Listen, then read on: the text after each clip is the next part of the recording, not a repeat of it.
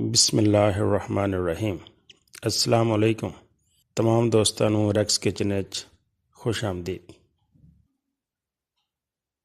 ਅੱਛਾ, ਜਿਹੜੇ ਦੋਸਤਾਂ ਨੇ ਮੇਰੇ ਚੈਨਲ ਨੂੰ ਸਬਸਕ੍ਰਾਈਬ ਨਹੀਂ ਕੀਤਾ ਤੇ ਉਹ ਬਰਾਏ ਮਿਹਰਬਾਨੀ ਸਬਸਕ੍ਰਾਈਬ ਜ਼ਰੂਰ ਕਰ ਲੈਣ।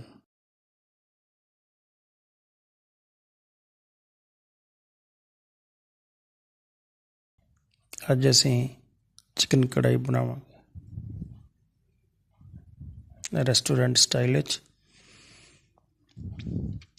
ਉਹਦੇ ਵਾਸਤੇ ਸਾਨੂੰ ਤਕਰੀਬਨ 1.5 ਕਿਲੋ ਗੋਸ਼ਤ ਚਾਹੀਦਾ ਹੈ, ਅੱਧਾ ਕਿਲੋ ਟਮਾਟਰ ਚਾਹੀਦੇ ਆ, 3 ਪਿਆਜ਼ ਬਾਰੀਕ ਕੱਟ ਲਿਆ, ਅਦਰਕ ਪੇਸਟ 2 ਚਮਚ, ਲਸਣ ਪੇਸਟ 2 ਚਮਚ, 2 ਚਮਚ ਸੁਰਖ ਮਿਰਚ, 1 ਚਮਚ ਹਲਦੀ ਤੇ 1 ਚਮਚ ਸਿਆਹ ਮਿਰਚ ਦਾ, ਜ਼ੀਰਾ ਪਾਊਡਰ 2 ਚਮਚ, ਧਨੀਆ ਪਾਊਡਰ 2 ਚਮਚ, ਗਰਮ ਮਸਾਲਾ 2 ਚਮਚ, ਤਕਰੀਬਨ ਅੱਧਾ ਕਿਲੋ ਦਹੀਂ ਚਾਹੀਦਾ, 1 ਕੱਪ ਆਇਲ ਦਾ ਚਾਹੀਦਾ, 2 ਚਮਚ ਨਮਕ ਚਾਹੀਦਾ, ਕਸੂਰੀ ਮੇਥੀ 1 ਚਮਚ ਤੇ 2 ਚਮਚ ਲੈਮਨ ਜੂਸ ਦੇ, ਮੱਖਣ 2 ਚਮਚ, ਹਰੀ ਮਿਰਚ ਬਾਰੀਕ ਕੱਟੀ ਹੋਈ, ਗਾਰਨਿਸ਼ ਵਾਸਤੇ ਅਦਰਕ ਤੇ ਹਰਾ ਧਨੀਆ ਚਾਹੀਦਾ। ਤੇ ਆਓ ਫਿਰ ਬਿਸਮਿਲ੍ਲਾ ਪੜ੍ਹ ਕੇ ਚਿਕਨ ਕੜਾਈ ਬਣਾਉਣਾ ਸ਼ੁਰੂ ਕਰੀਏ। ਅਸੀਂ ਸਭ ਤੋਂ ਪਹਿਲੇ ਗੋਸ਼ਤ ਸ਼ਾਮਿਲ ਕਰ ਦਿਆਂਗੇ। ਗੋਸ਼ਤ ਦੇ ਨਾਲ ਹੀ ਅਸੀਂ ਪਿਆਜ਼, ਟਮਾਟਰ,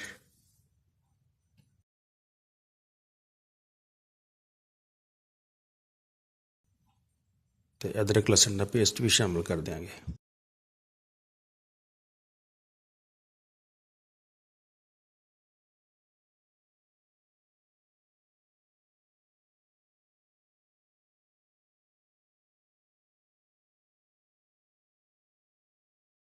ਨਾਲ ਥੋੜ੍ਹਾ ਜਿਹਾ ਨਮਕ ਪਾਵਾਂਗੇ,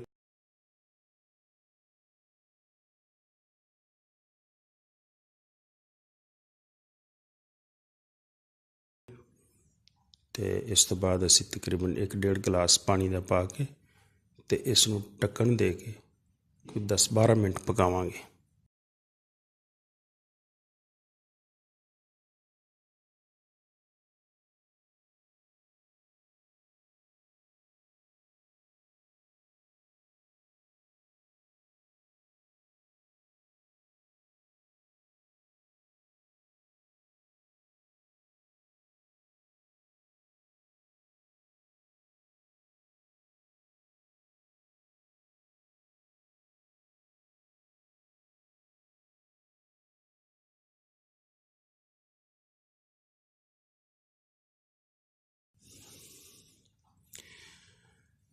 ਦਸ 12 ਮਿੰਟ ਪੱਕਣ ਦੇ ਦੌਰਾਨ 1-2 ਦਫਾ ਅਸੀਂ ਢੱਕਣ ਚੱਕ ਕੇ ਤੇ ਇਸ ਨੂੰ ਹਿਲਾਵਾਂਗੇ ਤਾਂ ਕਿ ਇਹ ਨਾ ਹੋਵੇ ਕਿ ਗੋਸ਼ਤ ਸਾਰਾ ਥੱਲੇ ਸੜ ਜਾਏ।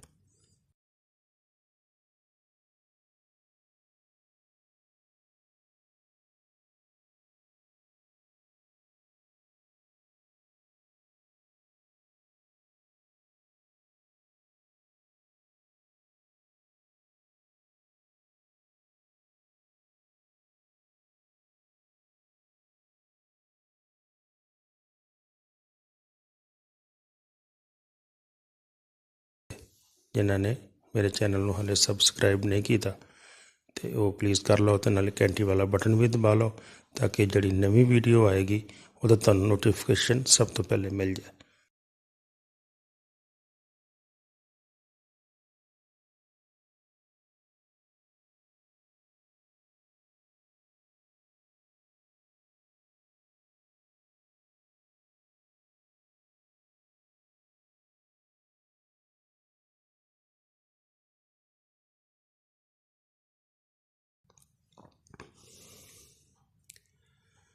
दस 12 ਮਿੰਟ ਤੋਂ ਬਾਅਦ ਇਹ ਟਮਾਟਰ ਤਕਰੀਬਨ ਗਲ ਗਏ ਆ। ਇਹਦੇ ਅਸੀਂ ਬੜੇ ਬੜੇ ਪੀਸ ਇਸ ਵਾਸਤੇ ਕੀਤੇ ਸੀ ਕਿ ਅਸੀਂ ਹੁਣ ਚਿਮਟਾ ਲੈ ਕੇ ਇਹਦੇ ਛਿਲਕੇ ਜਿਹੜੇ ਆ ਉਹ ਬਾਹਰ ਕੱਢ ਦਿਆਂਗੇ, ਕਿਉਂਕਿ ਟਮਾਟਰ ਦਾ ਛਿਲਕਾ ਗਲਦਾ ਨਹੀਂ।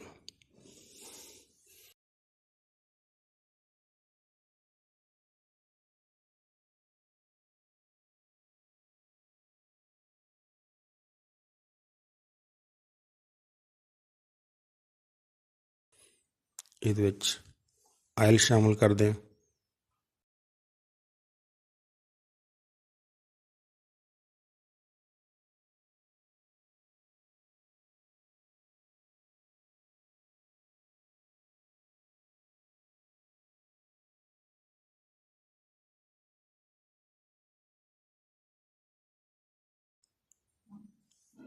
ਆਇਲ ਤੋਂ ਬਾਅਦ ਅਸੀਂ ਇਹਦੇ 'ਚ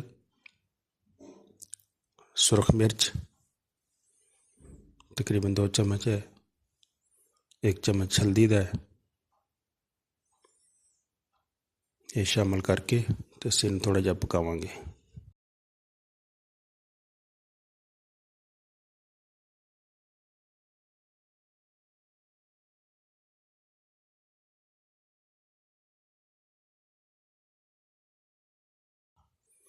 ਇਹ ਹੁਣ ਆਪਣੇ ਪਹਿਲੇ ਪਾਣੀ ਦੇ ਵਿੱਚ ਹੀ ਥੋੜ੍ਹਾ ਦੇਰ ਇਸ ਤਰ੍ਹਾਂ ਥੋੜ੍ਹਾ ਪੱਕੀ ਜਾਏਗਾ।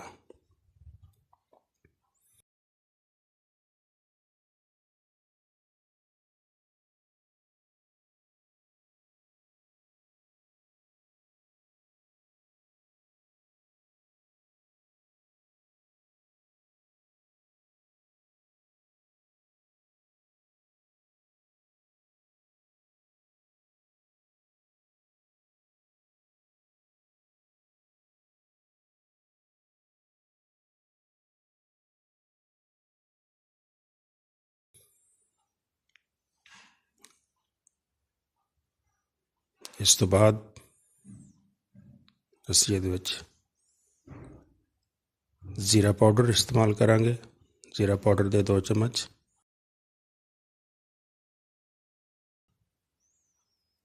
ਤੇ 1 ਚਮਚ ਗਰਮ ਮਸਾਲੇ ਦਾ,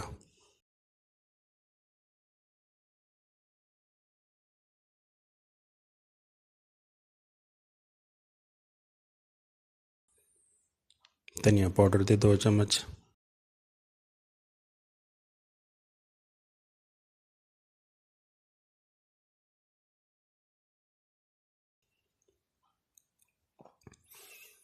ਇਹ ਮਸਾਲੇ ਅਸੀਂ ਆਪਣੀ ਮਰਜ਼ੀ ਨਾਲ ਥੋੜ੍ਹੇ ਬਹੁਤੇ ਵਧਾ ਵੀ ਸਕਦੇ ਹਾਂ, ਘਟਾ ਵੀ ਸਕਦੇ ਹਾਂ, ਆਪਣੇ ਜ਼ਾਇਕੇ ਔਰ ਖਾਹਿਸ਼ ਦੇ ਮੁਤਾਬਕ, ਜ਼ਰੂਰਤ ਦੇ ਮੁਤਾਬਕ।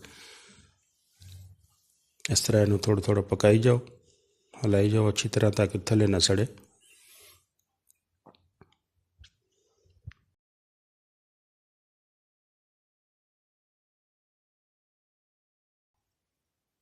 ਲੈਮਨ ਜੂਸ ਪਾ ਲਓ ਥੋੜ੍ਹਾ ਜਿਹਾ, ਜਿਹੜਾ ਅਸੀਂ ਪਹਿਲੇ ਰੱਖਿਆ ਸੀ। ਕਾਲੀ ਮਿਰਚ ਵੀ ਸ਼ਾਮਿਲ ਕਰ ਲਓ।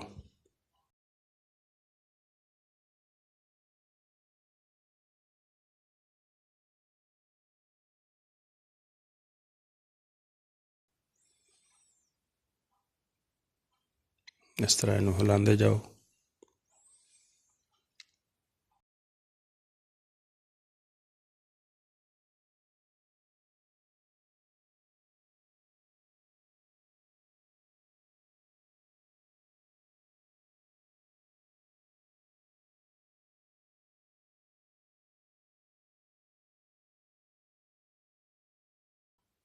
ਤੇ ਨਾਲ ਇਹਦੇ 'ਚ ਸਬਜ਼ ਮਿਰਚ ਸ਼ਾਮਿਲ ਕਰ ਦਿਓ।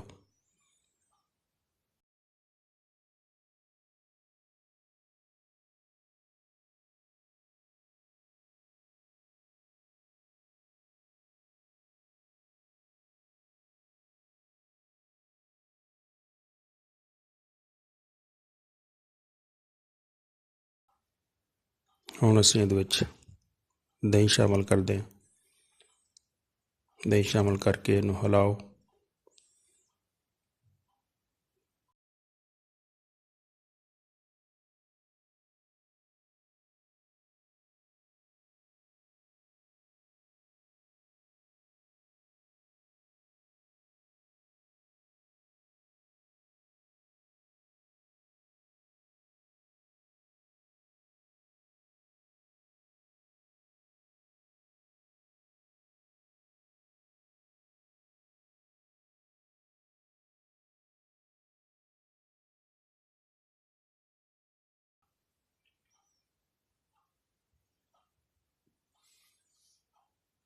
ਹੁਣ ਅਸੀਂ ਥੋੜ੍ਹੀ ਜਿਹੀ ਕਸੂਰੀ ਮੇਥੀ ਪਾਵਾਂਗੇ ਖੁਸ਼ਬੂ ਵਾਸਤੇ।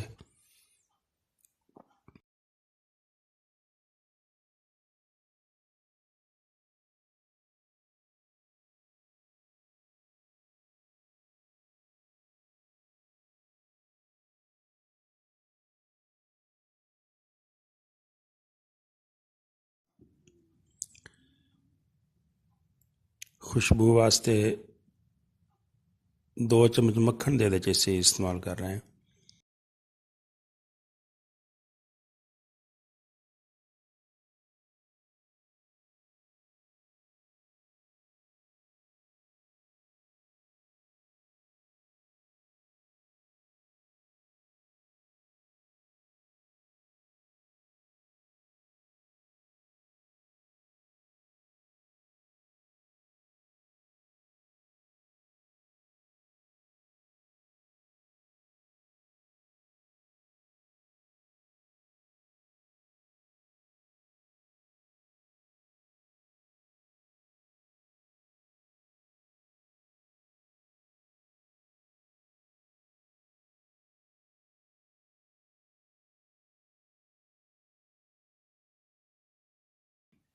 बस ਤੁਹਾਡੀ कढ़ाई तकरीबन तैयार हो रही है, आखिरी मराहल च है।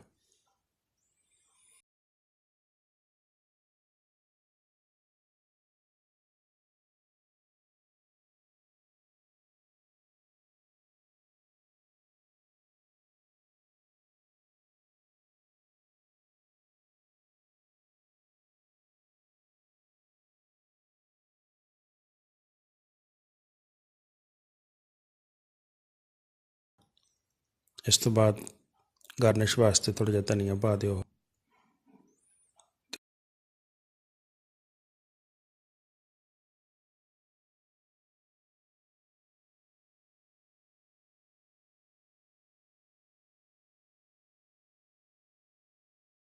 उत्ते थोड़ा जिहा कट्टिया होया बारीक अदरक पा दिओ। साडी जनाब होटलों वाली कढ़ाई, रेस्टोरेंट वाली कढ़ाई बिल्कुल तैयार, मज़ेदार खाने वास्ते रेडी।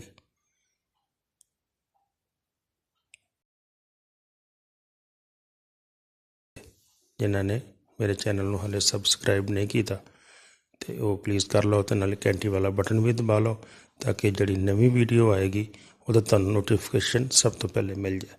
बहुत शुक्रिया। अस्सलाम वालेकुम।